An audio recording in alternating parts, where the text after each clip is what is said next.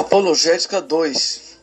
É verdade que o cristianismo também foi chamado de seita, mas por pessoas que estavam do lado de fora, por pessoas que não conheciam as verdades do Evangelho e que se opunham a ele. Veja Atos 24, verso 25 e também Atos 28, 22, amados.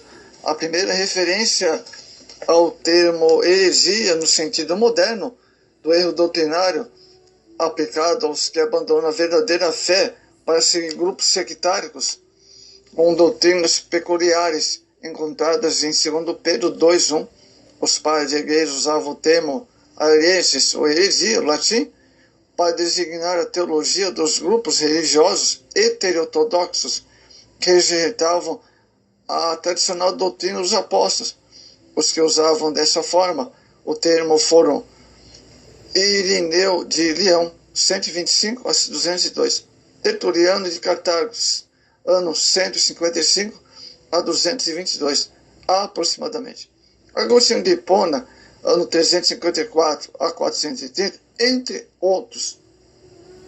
Filástio, bispo de Brescia e opositor da doutrina arianista, escreveu no ano 380 a 390 o livro Diversiarium, livro das diversas heresias, em que considera heresia toda doutrina em contrariedade à doutrina cristã.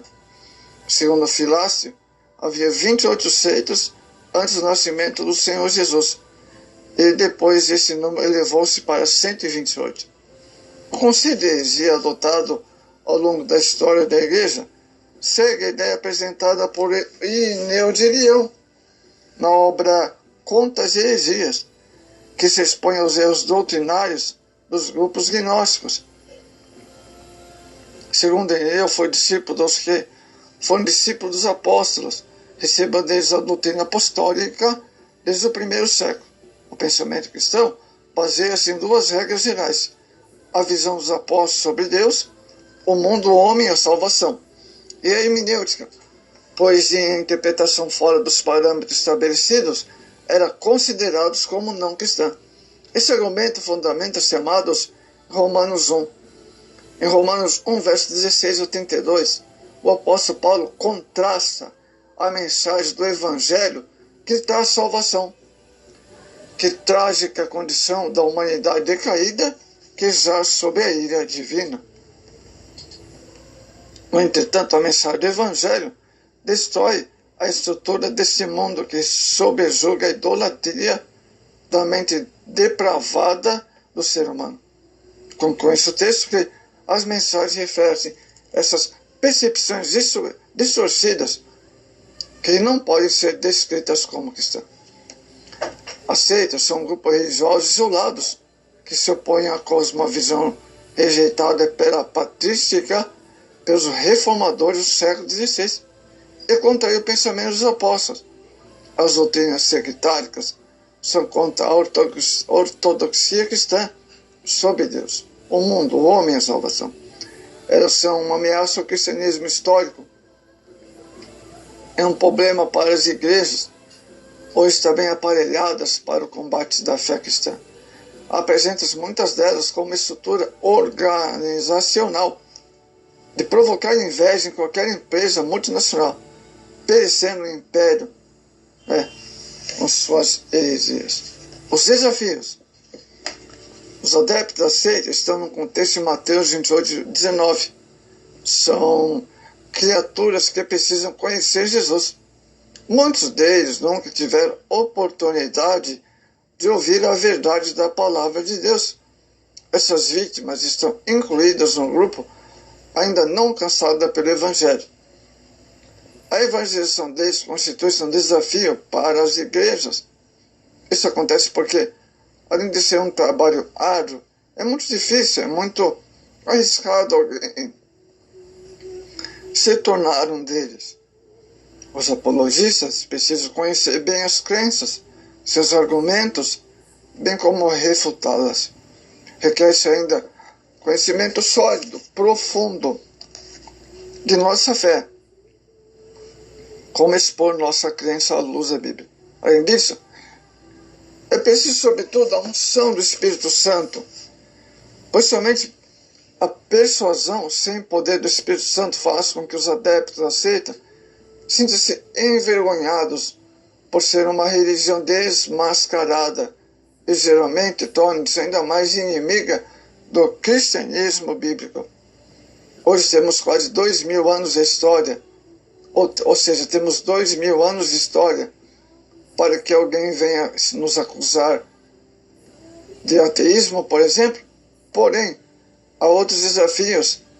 Uma das funções dos apologistas é responder com argumentação bíblica os problemas da atualidade, como o pensamento pós-modernismo, o avanço do cientismo. Dependendo do tema, deve ser submetida à ética cristã, como polêmica sobre células troncos, embrionárias e sobre clonagem. O conceito pós-modernista trouxe a ideia de Protágoras, sofista grego do século IV, que afirmava ser o homem a medida de todas as coisas. Erroneamente, lógico. Com isso, tudo aquilo de que cada ser humano gosta, se satisfaz de seus gostos, pode ser considerado como verdade, questionando o conceito bíblico da verdade absoluta.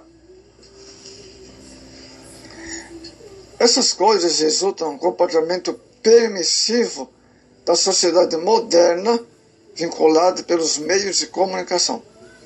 A apologética cristã apresenta as respostas ao sistema anticristão. O centro desse debate é Deus, seu Filho Jesus Cristo e a Bíblia. Essa resposta, segundo o apóstolo Pedro, deve ser como mansidão e temor, mesmo aqueles que nos criticam e blasfemam contra o nosso modo de viver, tendo uma boa consciência para que aquilo que fala mal de vós, como de malfeitores, fiquem confundidos os que blasfemam do nosso bom procedimento. 1 Pedro 3,16. Nosso objetivo com a apologética é equipar o povo de Deus com argumentos bíblicos para que cada um possa defender a sua fé e ajudar os seus irmãos, principalmente os novos convertidos, na compreensão da Bíblia. Caso haja necessidade de um estudo mais profundo de um determinado tema ou um determinado grupo religioso heterodoxo, a Convenção Geral das Assembleias de Deus dispõe de um órgão para essa finalidade, a Comissão Apologética, que juntamente com o Conselho de Doutrina provê outros recursos complementares, promovendo simpósios, seminários.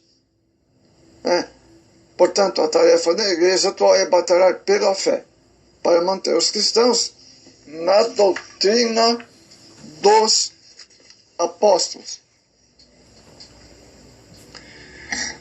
Vamos ver agora a relevância da apologética no século XXI.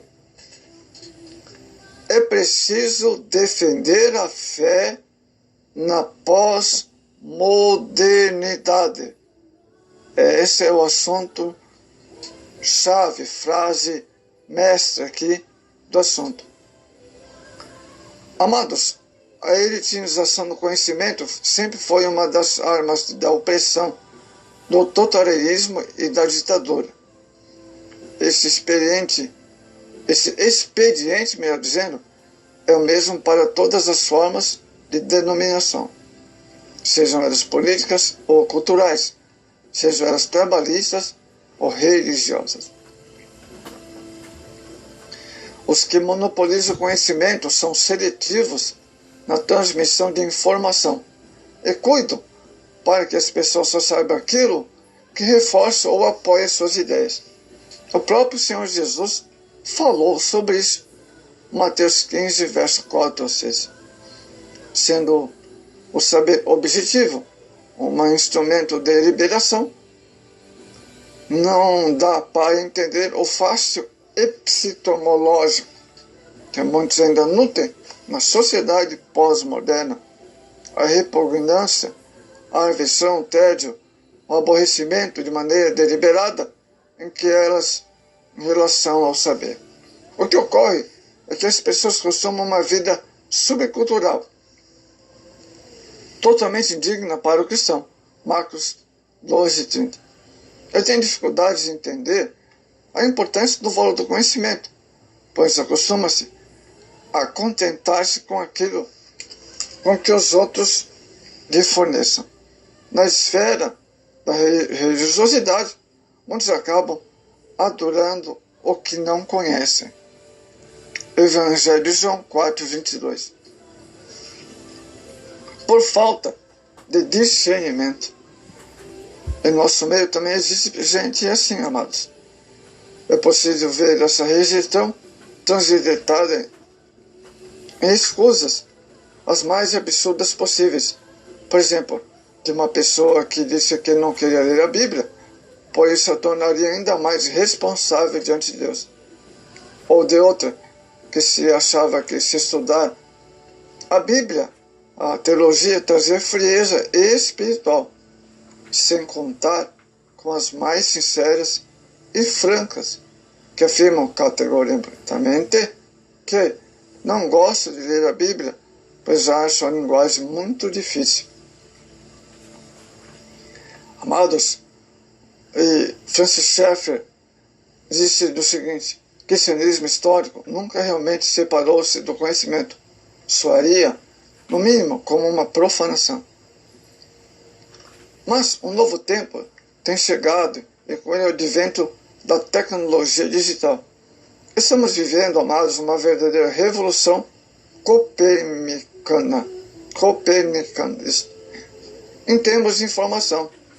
Entretanto, uma das maiores ambiguidades desse tempo pós-moderno é que a criticidade pela falta de informação está dando lugar a outra, resultante do consumo irrefletido dos subprodutos na cultura popular, ou seja, o excesso de informação, de anorexicos culturais migrados para outro polo, tornando-os glutões culturais. Contudo, todos sabem que sempre que o fator da polarização se instaura, não é difícil constatar suas mazelas. A mídia massa leva informações prontas em poucos segundos para todas as partes do mundo. Assim, as notícias, saberes e fatos são simples e literais, engolidos. É um prudente que não esquecemos que o crescimento intelectual não é meramente o acúmulo de informações. Esse é o caráter difuso. Não raras vezes comporta incoerências, pois as informações são assimiladas sem reflexão, cotejamento ou qualquer outro critério.